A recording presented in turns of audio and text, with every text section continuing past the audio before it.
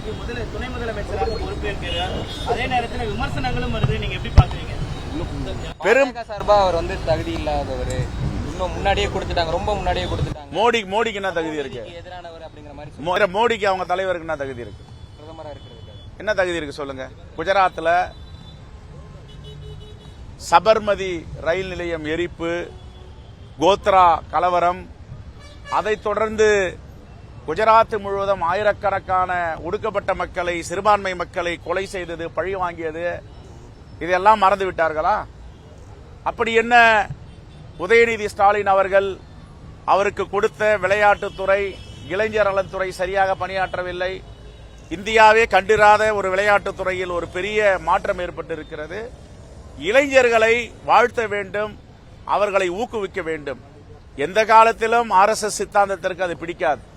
ஆகவே அவர்கள் காழ்ப்புணர்வோடு அதை எதிர்க்கிறார்கள். காங்கிரஸ் பேரியக்கம் இதை வரவேற்கிறது. நேற்றைய அறிவிப்பு வருவதற்கு முன்பே நீங்கள் இன்னும் உச்சத்தை அடைவீர்கள் என்று வாழ்த்தி இருக்கிறோம். காங்கிரஸ் பேரியக்கத்தின் சார்பாக அவர் அமைதியாக பணியாற்றுகிறார். ஆடம்பர பேச்சு, அலங்கார பேச்சுக்கு அப்பாற்பட்டு அமைதியான முறையில் உதயநிதி ஸ்டாலின் அவர்கள் பணியாற்றிக் கொண்டிருக்கிறார். அவரை காங்கிரஸ் பேரியக்கம் வாழ்த்துகிறது. பெரும்பான்மை மக்களால் தேர்ந்தெடுக்கப்பட்ட அரசு, ஆட்சி, அவர்களுக்கு எல்லா உரிமையும் அமைச்சரவையை மாற்றி அமைப்பதற்கும் துணை முதல்வரை நியமிப்பதற்கும் மாண்பு முதலமைச்சருக்கு தமிழ்நாட்டு மக்கள் அங்கீகரித்திருக்கிறார்கள், அங்கீகாரம் அளித்திருக்கிறார்கள். அந்த அடிப்படையில் அமைச்சரவை மாற்றம் செய்திருக்கிறார்கள். அதே போன்று துணை முதலமைச்சர் பொறுப்புங்கிறது ஒரு தலித் தரப்பினருக்கு வழங்கணும், அவங்களுக்கு பிரதிநிதித்துவம் கொடுக்கிற வரைக்கும் வழங்கணுங்கிற கோரிக்கையும் இருக்கு நீண்ட காலமா. திரும்பவும் எழுந்து காலப்போக்கில் இதெல்லாம் நிறைவேறும். இயற்கை மாற்றங்களை கொண்டு வரும், அதில் மாற்று கருத்து கிடையாது. இன்று கோவி செழியன் அவர்கள் ஒரு பட்டியலின சமூகத்தை சார்ந்தவர், கல்வித்துறையின் அமைச்சராக, அதுவும் உயர்கல்வித்துறை அமைச்சராக இருக்கிறார்.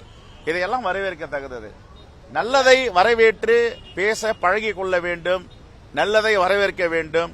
ஒரே 24 மணி நேரத்தில் எந்த மாற்றமும் ஏற்படுத்த முடியாது. இயற்கை தானாக ஒன்றொன்றாக மாறும். என்ன மாற்றம்? என்ன மாற்றம்?